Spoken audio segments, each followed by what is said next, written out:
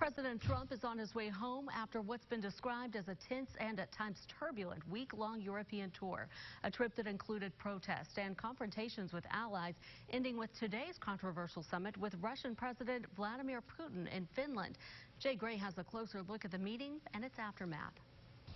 Hey there, Mallory. Good evening. Both leaders are gone now. The presidential palace where they held their meeting behind me here empty. But fallout from that summit continues tonight, echoing from here in Helsinki through Moscow to Washington.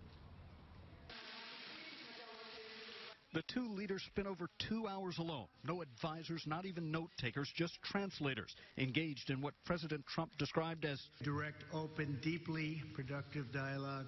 A dialogue that included interference in the 2016 presidential election. President Trump, despite documented evidence from multiple U.S. intelligence agencies, still refusing to blame the Russians. They think it's Russia. I have President Putin. He just said it's not Russia. I will say this. I don't see any reason why it would be. The comment sparked immediate outrage in Washington. Online, Democrat Adam Schiff calling them cowardly and shameful. Republican Jeff Flake adding, "This is shameful." And former CIA Director John Brennan calling the president's performance nothing short of treasonous. During the roughly 4 hours of talks, the leaders apparently discussed arms control, Syria, and Crimea.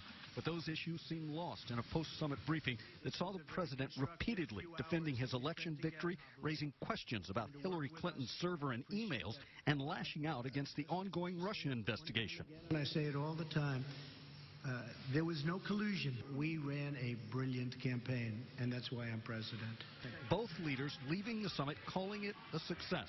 President Trump suggesting the two should meet again, and in his words, often.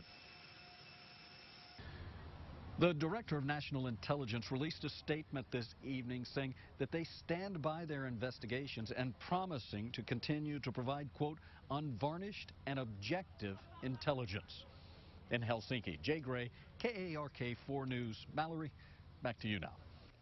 Jay, thank you. Arkansas Representative Steve Womack responding to the president's meeting today saying, quote, I'm disappointed the president downplayed the very real threat Russia poses to our country and our values.